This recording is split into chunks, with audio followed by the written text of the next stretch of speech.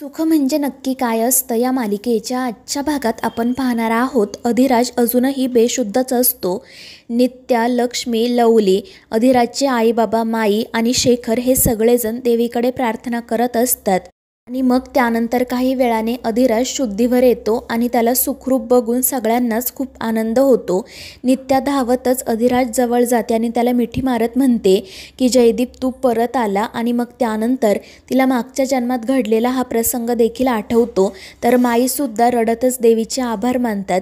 शेखरसुद्धा प्रेमाने त्या दोघांकडे बघत असतो आणि मग त्यानंतर अधिराजचं लक्ष नित्याकडे जातं। तिला असं समोर बघून त्याला आश्चर्य वाटतं।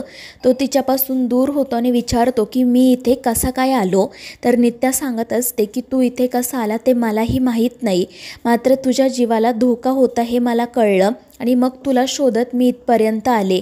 आणि मग त्यानंतर अधिराज आजूबाजूला बघू लागतो, आपल्यासोबत नेमकं काय झालं आहे हे त्यालाही आठवत नसतं। आणि मग त्यानंतर त्याचं लक्ष शेखर आणि माईंकडे जातं। तो विचारतो की हे कोण आहेत, त्यामुळे त्या दोघांना काय उत्तर द्यावं ते कळत नाही। आणि मग त्यानंतर अधिराज नित्याला विचारतो की सांगा नित्या मॅडम हे कोण आहेत आणि आत्ता इथे काय करतायत। आणि त्यावर नित्या अधिराजला सांगते की मला तुला या खड्ड्यामधून बाहेर काढायचं होतं, त्यामुळे हे दोघेजण माझ्या मदतीसाठी आले। त्यांच्याच मदतीमुळे मी तुझा जीव वाचवू शकले। आणि त्यामुळे अधिराज त्यांच्याकडे बघतच राहतो। तर शेखर अधिराजला सांगत असतो की तुम्हाला या पोत्यामध्ये कोणीतरी भरलं होतं आणि या खड्ड्यामध्ये पुरलं होतं। आणि ते ऐकून अधिराजच्या पायाखालची जमीनच सरकते। आपल्यासोबत असं नेमकं कोणी केलं हे त्याला कळत नाही। आणि मग त्यानंतर तो आपण जंगलामध्ये कसं आलो हे आठवण्याचा प्रयत्न करतो, मात्र त्याला ते देखील आठवत नसतं। तर माई अधिराजला काही बोलणार इतक्यात शेखर त्यांना थांबवतो आणि म्हणतो की चला माई, तुम्हाला तुमच्या मुलाला देखील शोधायला जायचं आहे ना। त्यामुळे माई स्वतःला सावरतात आणि मग ते दोघेजण तेथून जाण्यासाठी निघतात।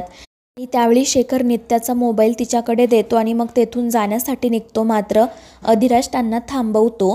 तो म्हणतो की आपण याआधीसुद्धा कुठे भेटलो आहोत का। आणि त्याचा तो प्रश्न ऐकून शेखर आणि माईंना धक्काच बसतो। काय उत्तर द्यावं त्यांना कळत नाही। आणि मग शेखर हसतच म्हणतो की अधिराज असं काय करतोय, आपलं तर जन्मोजन्मीचं नातं आहे, पण आता तुम्ही विसरला आहात, पण जेव्हा तुम्हाला आठवेल ना तेव्हा तुम्ही धावत आम्हाला शोधायला याल एवढं मात्र नक्की। आणि मग त्यानंतर ते दोघेजण तेथून निघून जातात। तर शेखरच्या अशा उत्तरामुळे अधिराज त्याच्याकडे बघतच राहतो। आणि मग त्यानंतर अचानक त्याच्या लक्षात येतं की आपण जेलमध्ये या माणसाला भेटलो होतो। आणि तो नित्याला सांगू लागतो की नित्या मॅडम, मी या माणसाला ओळखतो, मी याला जेलमध्ये भेटलो होतो, हा तोच माणूस आहे। आणि त्यावर नित्या म्हणते की अधिराज तो चांगला भला माणूस आहे, तुझा जीव वाचवण्यासाठी त्यांनी मला मदत केली। मात्र त्यानंतर ती अधिराजला विचारते की तू या जंगलात कसा काय आला। तर अधिराज म्हणत असतो की नित्या मॅडम मला खरंच काही आठवत नाही आहे।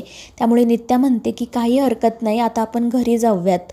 तर दुसरीकडे शालिनी त्या जंगलामध्येच असते आणि ती पळतच घरी जाण्यासाठी निघालेली असते।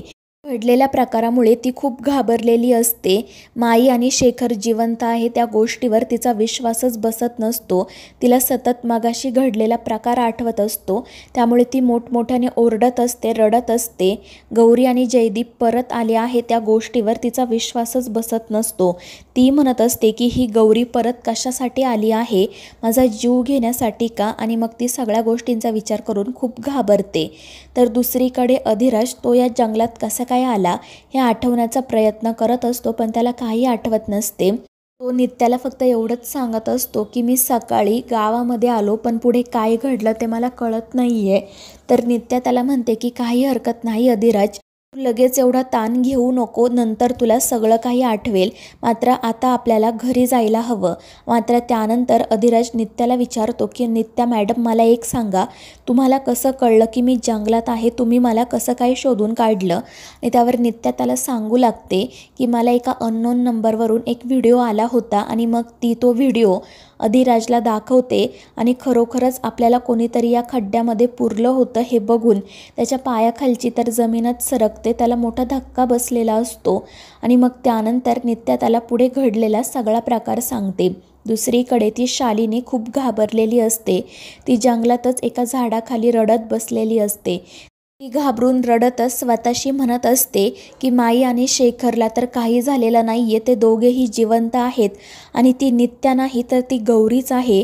म्हणजे इतके दिवस गौरी माझ्यासमोर होती, मात्र मी तिला ओळखू शकले नाही. मी बेसावध राहिले. आत्तापर्यंत मी प्रत्येक वेळी नियतीला हरवत आले आहे, पण याच वेळी असं कसं झालं? मी बेसावध कशी राहिले? ती गौरी आणि तो जयदीप माझ्यासमोर होते, पण तरीही मी त्यांना ओळखू शकले नाही. मात्र ते परत का आले आहेत? माझा जीव घेण्यासाठी का? आणि मग त्यानंतर ती उभी राहते आणि म्हणते की कोणीही मला मारू शकत नाही. त्या गौरीला म्हणावं, तुला जेवढे जन्म घ्यायचे आहेत तेवढे जन्म घे, पण प्रत्येक जन्मामध्ये एकच व्यक्ती तुला मारणार आणि ती म्हणजे ही शालिनी. मागच्या जन्मात तिला मारून मला जो आनंद मिळाला होता तोच या जन्मात सुद्धा मिळणार. आणि मग ती हसतच घरी जाण्यासाठी निघते. दुसरीकडे अधिराज आणि नित्यासुद्धा त्या जंगलामधून बाहेर आलेले असतात आणि घरी जाण्यासाठी निघालेले असतात. पण अचानक नित्याचा पाय मुरगळतो. अधिराज पटकन तिला सावरतो. नित्याचा पाय मुरगळल्यामुळे तिला खूप त्रास होत असतो. तिला धड चालताही येत नाही. तर अधिराज तिला विचारत असतो की मगाशी तर तुम्ही मला वाचवण्यासाठी धावत पळत आला असाल, तेव्हा तुम्हाला काही झालं नाही आणि आता मात्र सहज चालता चालता तुमचा पाय मुरगळला. तर नित्या म्हणते की त्यावेळी मला तुझा जीव वाचवायचा होता, त्यामुळे माझ्या डोक्यात दुसरा कोणताही विचार नव्हता. आणि नित्याचं ते बोलणं ऐकून अधिराज तिच्याकडे बघतच राहतो आणि मग त्यानंतर तो नित्याला उचलून घेतो. नित्या म्हणत असते की अधिराज हे काय करतोय तू? तर अधिराज म्हणतो की नित्या मॅडम, तुम्ही माझा जीव वाचवला, मग मी तुमचे चालण्याचे कष्टसुद्धा वाचवू शकत नाही का? आणि मग त्यानंतर तो नित्याला उचलून घेऊनच घरी जाण्यासाठी निघतो.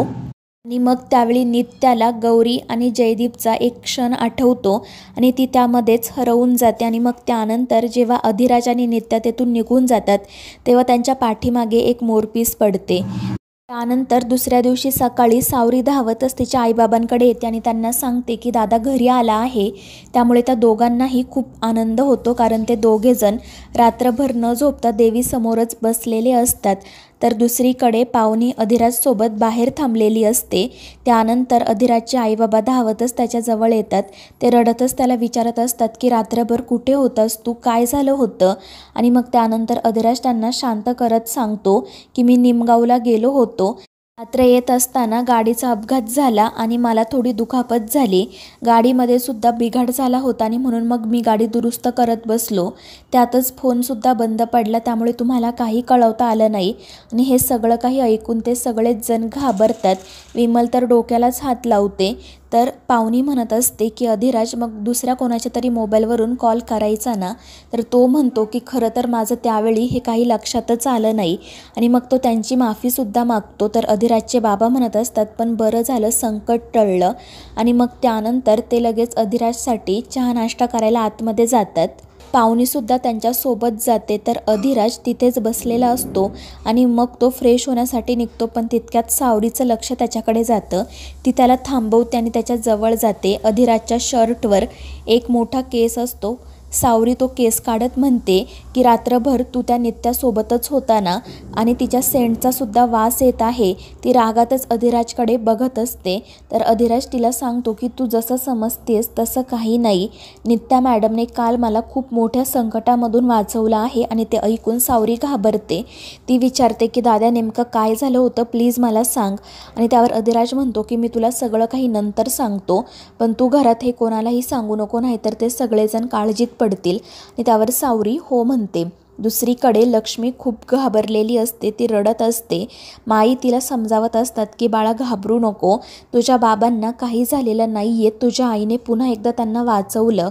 मात्र लक्ष्मीला खूप भीती वाटत असते. आणि मग तितक्यात नित्या म्हणजेच गौरी त्या ठिकाणी येते. लक्ष्मी पळतच जाऊन तिला मिठी मारते. ती खूप रडत असते. तर नित्या तिला शांत करत म्हणते की रडू नको लक्ष्मी बाळा, तुझ्या बाबांना काही झालेलं नाही आहे. तर लक्ष्मी म्हणते की आई तू बाबांना काही होऊ दिलं नाही, पुन्हा एकदा त्यांचा जीव वाचवला. आणि मग त्यानंतर त्या सगळ्यांनाच प्रश्न पडतो की अधिराजसोबत असं कोणी केलं असेल, कोण त्याच्या जीवावर उठलं असेल. तर माई म्हणतात की हे सगळं काही पूर्वीप्रमाणेच घडत आहे. तेव्हासुद्धा शालिनीने जयदीपला जिवंतपणीच गाडलं होतं आणि कदाचित आत्तासुद्धा तिचंच काम असेल, त्यामुळे ते सगळेच काळजीत पडतात. तर दुसरीकडे अधिराज देवी आईकडे प्रार्थना करत असतो. तो म्हणत असतो की तू मला आधीच सावध केलं होतं, मात्र मीच तुझ्या संकेतांकडे लक्ष दिलं नाही आणि म्हणून माझ्या जीवावर हे संकट ओढावलं. आणि मग त्यानंतर तो देवीकडे प्रार्थना करत विनंती करतो की माझ्या जीवावर कोण उठलं होतं हे मला कळू दे. आणि मग त्यावेळी त्याला जंगलात घडलेला सगळा प्रकार आठवतो. त्याच्या लक्षात येतं की त्यावेळी आपल्यासोबत शालिनी होती आणि सुधाकरने पाठवलेला चहा आपण पिलो होतो. आणि मग त्यानंतर त्याच्या लक्षात येतं की तो सुधाकरच आपल्या जीवावर उठला होता. आणि मग तो रागातच शालिनीकडे जाण्यासाठी निघतो. तर दुसरीकडे रात्री जो काही प्रकार घडलेला असतो त्यामुळे शालिनी आजारीच पडलेली असते आणि तिच्याजवळ एक माणूसही असतो. तो म्हणत असतो की हे काय मॅडम, आपण तर त्या अधिराजला गाडलं होतं ना, मग तुम्ही का आजारी पडला आहात, नेमकं काय झाले? पण शालिनी काही उत्तर देत नाही. तिला सतत काल घडलेला प्रकारच आठवत असतो. आणि तितक्यात मग अधिराज त्या ठिकाणी येतो. तो मोठमोठ्याने शालिनीलाच आवाज देत तिच्या रूममध्ये येतो आणि त्याला बघून शालिनी घाबरते, पण ती लगेच आजारी असल्याचं नाटक करते. आणि मग तिच्याकडे बघून अधिराजला आठवतं की काल आपल्या आधी तर शालिनी मॅडमच बेशुद्ध पडल्या होत्या, त्यामुळे त्याला तिच्यावर संशय येत नाही. तर शालिनी नाटक करत त्याला विचारत असते की अरे अधिराज, कुठे गेला होतास तू? काल जेव्हा मी शुद्धीवर आले तेव्हा मी तुला शोधण्याचा खूप प्रयत्न केला, पण तू मला कुठेही सापडला नाही. कशीबशी मी त्या जंगलामधून बाहेर आले आणि मग माझ्या माणसांनी तुला शोधलं, पण तरीही तू कुठे सापडला नाही. तर अधिराज रागातच त्या दुसऱ्या माणसाकडे बघत असतो आणि शालिनीला विचारतो की हा कोण आहे? त्यावर शालिनी सांगते की हा त्या सुधाकरचा भाऊ आहे, त्याचा अपघात झालाय. मात्र अधिराज विचारतो की खरंच अपघात झालाय की नाटक करतोय तो? कारण काल जंगलामध्ये त्याने चहा पाठवला होता, तोच माझ्या जीवावर उठला होता, मी त्याला सोडणार नाही. ते ऐकून शालिनी खूप घाबरते. ती म्हणते की असं काही नाही आहे, त्याचा अपघात झाला आहे, हवं तर मी तुला हॉस्पिटलचं बिलसुद्धा दाखवते. मात्र अधिराज विश्वास ठेवत नाही. तो त्या सुधाकरच्या भावाची कॉलर पकडत विचारतो की सांग, कुठे आहे तुझा भाऊ? त्यावर तो कशीबशी स्वतःची अधिराजच्या तावडीतून सुटका करून घेत म्हणतो की खरंच माझ्या दादाचा अपघात झाला आहे, विश्वास ठेवा. आणि त्यावेळी अधिराजचं लक्ष त्याच्या हातात असणाऱ्या एका ब्रेसलेटकडे जातं आणि तो त्याकडे बघतच राहतो. दुसरीकडे लक्ष्मी आणि नित्या याच गोष्टीचा विचार करत असतात की अधिराजच्या जीवावर कोण उठलं असेल. लक्ष्मी म्हणत असते की फक्त शालिनीच नाही तर या गावातील अनेक लोक बाबाच्या जीवावर उठले आहेत. त्यावर गौरी म्हणते हो बरोबर आहे, मात्र काल जे काही घडलं ते गौरी आणि जयदीपच्या बाबतीत सुद्धा घडलं होतं. आणि त्यामुळे लक्ष्मी म्हणते म्हणजे त्या शालिनीला संशय तर आला नसेल ना? तर नित्या म्हणते की तिला नक्कीच संशय आला आहे आणि खात्री करण्यासाठीच तिने काल जे काही घडलं ते घडवून आणलं होतं. त्यामुळे लक्ष्मी खूप घाबरते. ती म्हणते म्हणजे आई, तिला कळलं असेल का की तूच गौरी आहे आणि बाबा जयदीप आहे? आणि त्यावर गौरी म्हणजेच नित्या म्हणते की कदाचित तिला संशय आला आहे. आणि खरं तर मला अधिराजची काळजी वाटते, कारण तो बेसावध आहे, त्याला काहीच माहिती नाही. आणि ते ऐकून लक्ष्मी काळजीत पडते. दुसरीकडे शालिनी अधिराजला शांत करत म्हणते की खरंच सुधाकरचा अपघात झाला आहे, माझ्याकडे हॉस्पिटलचं बिलसुद्धा आहे. आणि त्यामुळे अधिराज म्हणतो की ठीक आहे मॅडम, कदाचित त्यांच्या नावावर दुसरंच कोणीतरी आपल्या जीवावर उठला आहे. त्यामुळे शालिनी काही बोलत नाही. तर मित्रांनो, या मालिकेच्या पुढील भागांमध्ये आपण पाहणार आहोत नित्या अधिराजला सांगते की काल तुझ्यासोबत जे काही घडलं ते याआधी जयदीपसोबतही घडलं आहे आणि ते सगळं काही शालिनीने घडवून आणलं. आणि ते ऐकून अधिराजला तर धक्काच बसतो. आणि मग त्यानंतर दुसऱ्या दिवशी शालिनी लिफ्ट मागत असताना एक गाडी डिरेक्टली तिच्या अंगावर येते. शालिनी थोडक्यात वाचते. तर त्या गाडीमधून अधिराजच खाली उतरतो आणि तो शालिनीला धमकी देतो की माझ्यापासून लांब राहायचं, नाही तर माझ्या इतका दुसरा वाईट कोणी नसेल. तर मित्रांनो, या मालिकेच्या पुढील भागांच्या अपडेट्ससाठी आपल्या चॅनेलला सबस्क्राईब करा.